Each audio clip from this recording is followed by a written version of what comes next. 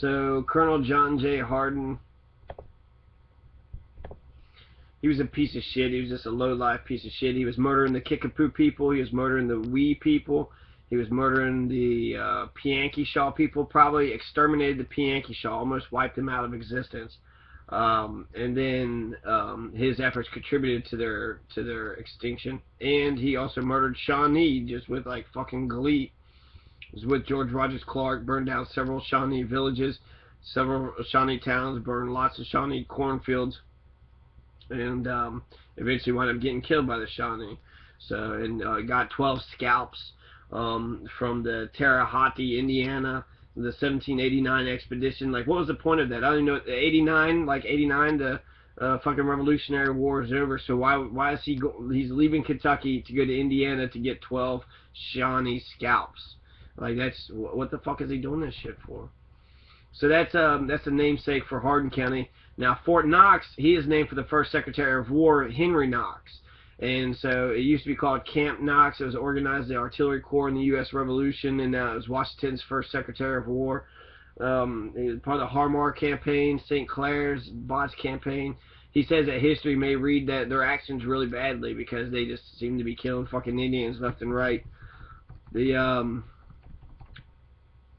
1903, the land was used by U.S. Army for maneuvers. This is Fort Knox. 1916, it became a permanent installation. 1918, it was transferred to the federal government. Elizabethtown is where I-65 and US 62 converge at what was first called the Severns Valley Station for John Severns, a surveyor from Fort Harrod. Colonel Andrew Hines had 30 acres of his land surveyed and laid out, and named it after his wife, Elizabeth Warfield from Maryland. So that's Elizabethtown.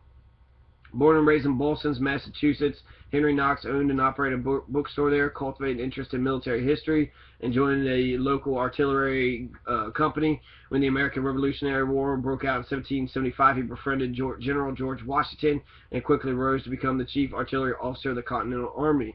In this role, he accompanied Washington on most of his campaigns and had some involvement in many major actions of the war. He established training centers for artillerymen and manufacturing facilities for weaponry that were valuable assets to the fledgling nation. Following the adoption of the United States Constitution, he became President Washington's Secretary of War. In this role, he oversaw the development of coastal fortifications, worked to improve the preparedness of local militia, and oversaw the nation's military activity in the Northwest Indian War.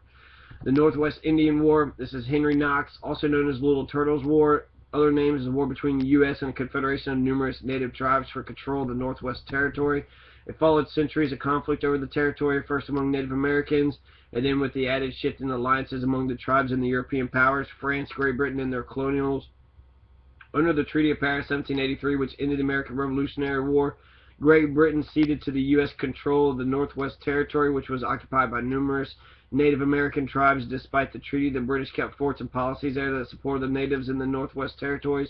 President George Washington directed the United States Army to halt the hostilities between the natives and settlers and force U.S. sovereignty by murdering lots of fucking Indians. U.S. Army consisted mostly of untrained recruits supported by equally untrained militiamen, such as Colonel John J. Harden. Suffered a series of major defeats, including the Harmar Campaign and St. Clair's defeat, 1790-1791, respectively, which were resounding Native American victories. About 1,000 soldiers and militiamen were killed in the United States. Forces suffered many more casualties than their opponents after the St. Clair's disaster. Washington ordered Revolutionary War hero General Mad Anthony Wayne to organize and train a proper fighting force. Anthony Wayne took control of the new Legion of the United States late in 1793, led his men to a decisive victory at the Battle of Fallen Timbers in 1794. Defeated native tribes were forced to cede extensive territory, including much of the present-day Ohio, and the Treaty of Greenville in 1795. Henry Knox was formerly responsible for the nation's relationship with the Indian population and the territory as it claimed. So Henry Knox was all about the fucking Native Americans, and he was actually an idealist, but his actions were not ideal at all. So he articulated a policy, established federal government supremacy over the states in relation to the Indian nations, and called for treating Indian nations as sovereign. Henry Knox's idealistic views on the subject were frustrated by ongoing illegal settlements and fraudulent land transfers involving Indian lands. He retired to what is now Thomastown, Maine in 1795, where he oversaw the rise of a business empire built on borrowed money. He died in 1806 from an infection received after swallowing a chicken bone leaving it in a state that was bankrupt. So Henry Knox is this big, fat, fucking aristocratic fucking piece of shit, warmongering. He just dies of a chicken bone, right? He kills all these fucking Native Americans, has policy, he kills all these fucking Native Americans, and just dies because of a fucking chicken bone. He ate a fucking piece of chicken the wrong way.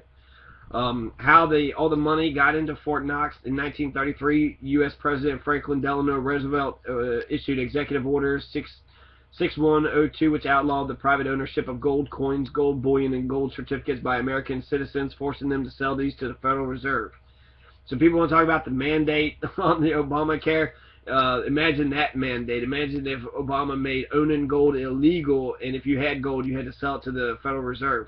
And so the Federal Reserve buys up all the gold, and then they held it in Fort Knox. That's where they keep it. And so there's a 109,000 acre plot of ground that Fort Knox is on, and then the bullion is actually just one part of the entire fucking thing. Goldfinger, I think, is a James Bond movie all about breaking into Fort Knox.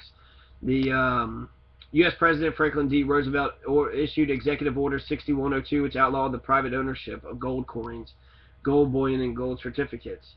So then, as a result, the value of the gold held by the Federal Reserve increased from $4 billion to $12 billion between 1933 and 1937. This left the federal government with a large gold reserve and no place to store it. In 1936, the U.S. Treasury Department began construction of the United States Bullion Depository at Fort Knox, Kentucky, on land transferred from the military. The gold vault was completed in December 1936 for $560,000, which is about $9 million today. The site is located on what is now Bullion Boulevard at the intersection of Gold Vault Road. The building was listed on the National Registry of Historic Places in 1988 in recognition of its significance in the economic history of the United States and its status as a well-known landmark. The first gold shipments were made from January to July 1937. The majority of the United States gold reserves were gradually shipped to the site, including old bullion and newly made bars made from melted gold coins. Some intact coins were stored. The transfer used 500 rail cars and was sent by registered mail, protected by the U.S. Postal Inspection Service and the U.S. Treasury Department agents. During World War II, the depository held the original U.S. Declaration of Independence and U.S. Constitution.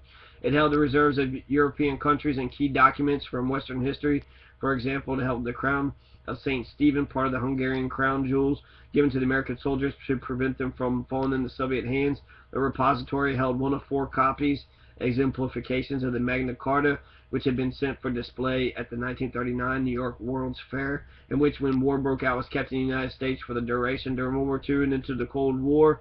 Until the invention of different types of synthetic painkillers, a supply of processed morphine and opium was kept in the depository as a hedge against the United States being cut off from the supply of raw opium. The United States Bullion Depository holds 4,578 metric tons of gold bullion. This is roughly 3% of all the gold ever refined throughout human history. Even so, the depository is second in the United States to the Federal Reserve Bank in New York's underground vault in Manhattan, which holds 7,000 metric tons of gold bullion, some of it in trusts for foreign nations, central banks, and official international organizations. So it could all be under Wall Street. It could be in Manhattan. The Federal Reserve Bank in New York might have Fort Knox's fucking gold, right? Nobody ever knows. Henry Knox kills a shit ton of fucking Indians. Fort Knox got a huge collection of gold. FDR ordered all the gold to be collected, and so they all had to chip in their gold. Ron Paul has had lots of citizen inquiries, questioning whether there's gold at Fort Knox. Ron Paul went even so far as introducing legislation in 2011 which proposed an audit. Over that time, however, the government has sold its gold, reducing its holding from about 20,000 metric tons in the 1950s to the current level of 8,133 metric tons. The Whiskey Rebellion. Some of the members of the Confederation Congress, the Articles of Confederation Congress opposed the establishment of a peacetime army, but also opposed the establishment of a military academy, which was Knox's key proposals on the basis of establishing an egalitarian military class capable of dominating society. Henry Knox first proposed an army mainly composed of state militia, specifically seeking to change attitudes in Congress about democratically managed military. Although the plan was initially rejected, many of its details were eventually adopted into the formation and administration of the United States Army. The need for an enhanced military role took on some urgency in 1786 when Shays Rebellion broke out in Massachusetts, threatening the Springfield Armory. Henry Knox personally went to Springfield to see to its defense, although Benjamin Lincoln raised a militia force and put down the rebellion and highlighted the weakness of both the military and the defects of the Articles of Confederation that hampered congressional ability to act on the matter. In the rebellion's aftermath, Congress called on what became known as the Constitutional Convention, in which the current United States Constitution was drafted. Henry Knox, in early 1787, sent George Washington a draft proposal for a government that bears significant resemblance to what was eventually adopted. When Washington asked Henry Knox if he should attend the convention, Henry Knox urged him to do so. It would be circumstance highly honorable to your fame in the judgment of the present and future ages, and double entitle you to the glorious epithet, Father of your country. It's possibly the earliest documented application of the phrase Father of his country to Washington. Henry Knox actively promoted the adoption of the new Constitution, engaged correspondence in many colonies on the subject, but especially concentrating on achieving its adoption by Massachusetts, where its support was seen as weak. After its adoption, he considered by some to be a viable candidate for vice president, but he preferred to remain in the War Office, and the vice presidency went to John Adams. With the adoption of the new Constitution, establishment of the War Department, Henry Knox's title to Secretary of War changed to Secretary of War. Shays Rebellion was an armed uprising. Shays Rebellion was an armed uprising that took place in central and western Massachusetts in 1786 and 1787. The rebellion was named after Daniel Shays, a veteran of the American Revolutionary War and one of the rebel leaders. The rebellion started on August 29, 1786. Precipitated by several factors: financial difficulties brought about a post-war economic depression, a credit squeeze caused by a lack of hard currency, and fiscally harsh government policies instituted in 1785 to solve the state's debt problem.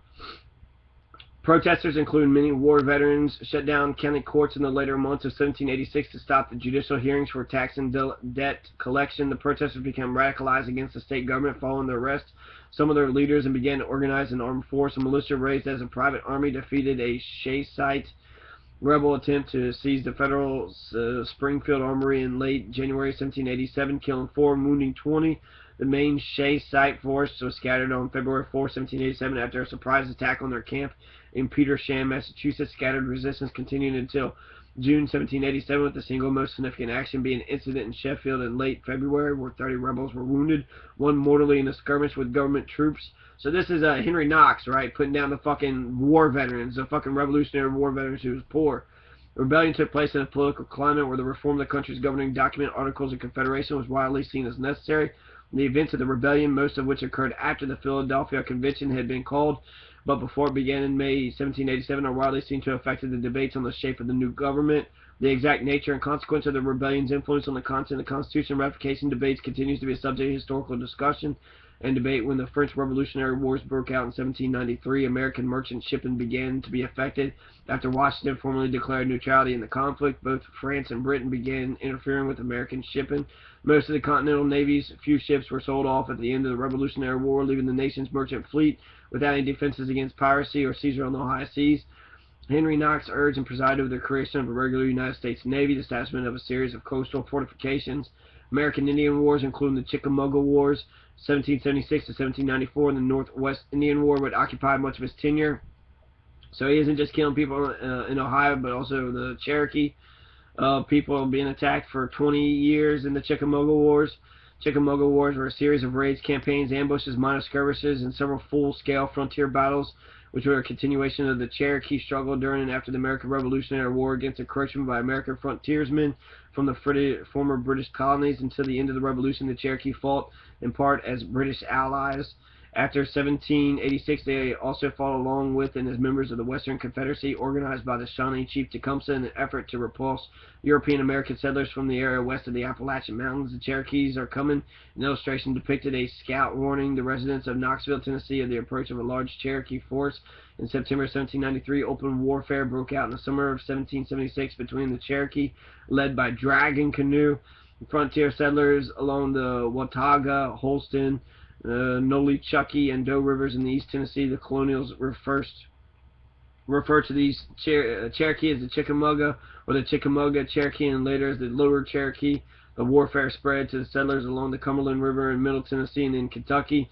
Cumberland River, used to be called Shawnee River, as well as in the colonies, later states of Virginia, North Carolina, South Carolina, Georgia. The earliest phase of the conflict ended with the treaties of 1777, sometimes called the Second Cherokee War, a reference to the earlier Anglo-Cherokee War, since Dragon Canoe was the dominant leader in both phases of the conflict. The period sometimes called Dragon Canoe's War. Dragon Canoe and his forces fought alongside with American Indians from several tribes both in the south and in the northwest, Muskego Creek and Shawnee, respectively. They had support of, at first, the British, often with participation of British agents and regular soldiers, and second, the Spanish.